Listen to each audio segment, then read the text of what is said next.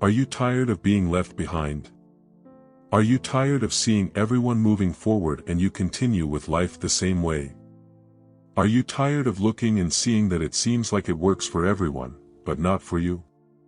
So stay until the end of this message, because in this video you will learn a very important lesson that could completely change your life from today onwards. In the book of 1 Chronicles, in chapter number 11. In verse 4 it says, "So David and all Israelites they marched to Jerusalem, which is Jebus. The Jebus, inhabitants of the city, said to David, 'You shall not enter here.' However, David conquered the stronghold of Zion, the city of David. That day, David said, 'The first one who attacks the Jebus will become commander of the army.' He was the first and therefore received command of the army.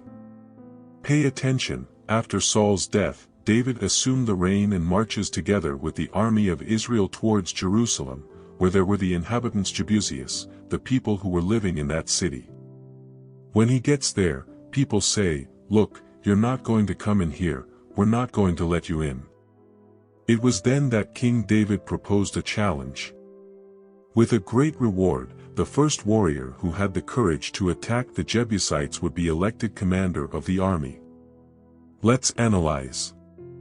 First point here is the challenge.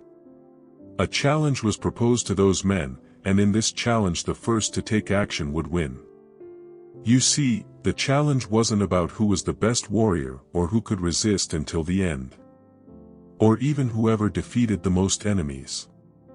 The challenge would be won as long as he was the first to attack. Pay attention, there are lots of soldiers out there, but not all of them will become commanders. Certainly among the Israeli army, there were many emotional people who would like to have an important position, to give orders to others. And certainly the company you work for also has these soldiers. Certainly there are also these soldiers in your circle of friends, who want to take the lead, show that they are better, or that they know more. Always have. But in this situation they were in a battle that could cost them their lives. It wasn't a dispute for a position, or a dispute to find out who has more skills, or more knowledge, or who is more intelligent. Today we will not face an army. We will face competition, people who want the same thing as you and will compete with you to get the best position. And I'm not necessarily talking about the company, but about life as a whole. How many people have you seen take initiative and completely change their lives? How many have you met who are in a much better situation than you today just because they took the first step? And the question is, how long will you continue to fall behind? Stop for a moment and reflect, how long will you stay behind?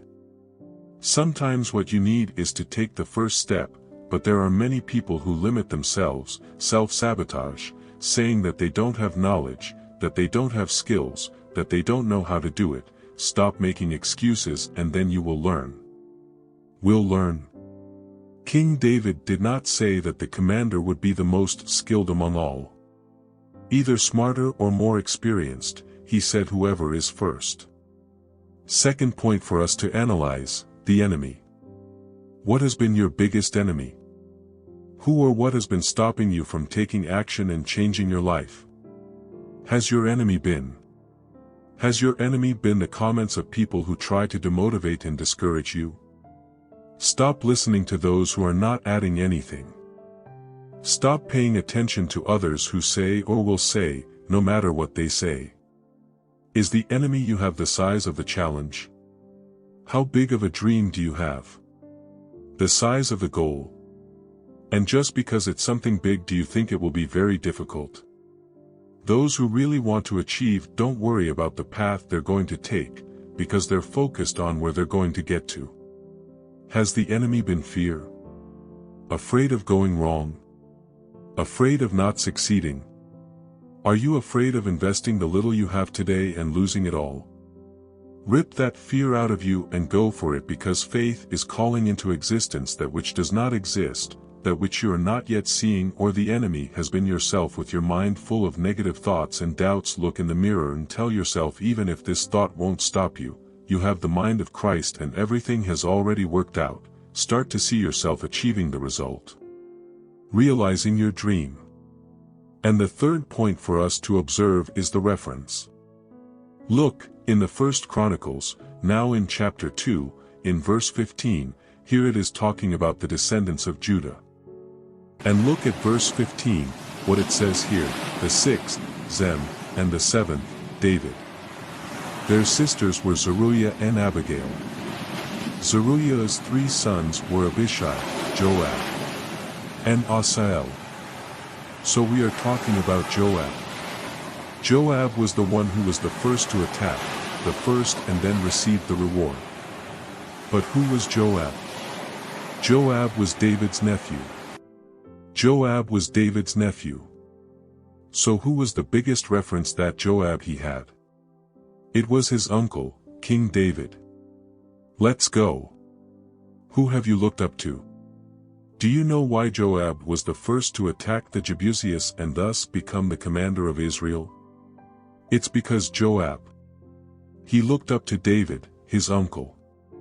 Joab was the son of Zeruiah, sister of David. So he was Joab's uncle. So, Joab was David's nephew. Enter the Bible with me at this moment and imagine Joab as a little boy, looking at his uncle David training with the sling, being the first to face the giant Goliath. That's right, David was the first and only one who had the courage to face Goliath and beat him. Job had a great reference, a good school, someone from whom he learned a lot, and it could be that your reference is someone who doesn't know you, who may not even be alive anymore, but who knows the person's story and that story inspired and motivated you. Made you dream and think big, so have good references people. And then take the initiative. Now, open your ears wide. Remember, keep for always this phrase. Remember, you don't have to be the most skilled or the smartest. You just need to take an initiative and completely change your life. Keep this phrase and this message with you. Take it wherever you go. I don't need to be the most skilled, I don't need to be the most intelligent, I just need to take an initiative, because while you're there scared, while you're there thinking about the difficulties, while you're there in the same place, there are a lot of people who he's taking the initiative and he's changing his life. Joab was the first. It didn't mean he was the strongest, that he was the most intelligent, the most skillful. Look what a great teaching. King David was extremely intelligent. He said so, oh, the first. I mean, the one with attitude.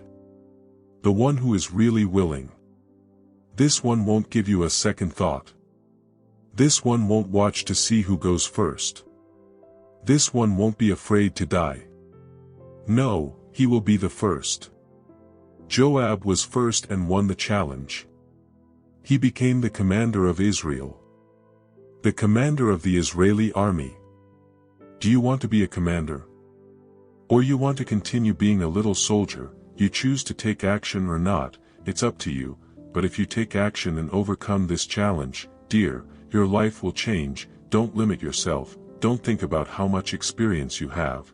If you don't, you know how to do it, you will learn. Stop making excuses and you will learn and you will succeed. This is how your life will change. This is how you will be a big winner and have a prosperous life. Is by taking the initiative. So don't forget to leave a like, as this is an initiative too. Subscribe to the channel and activate the bell so that you will be notified of upcoming messages. God bless you.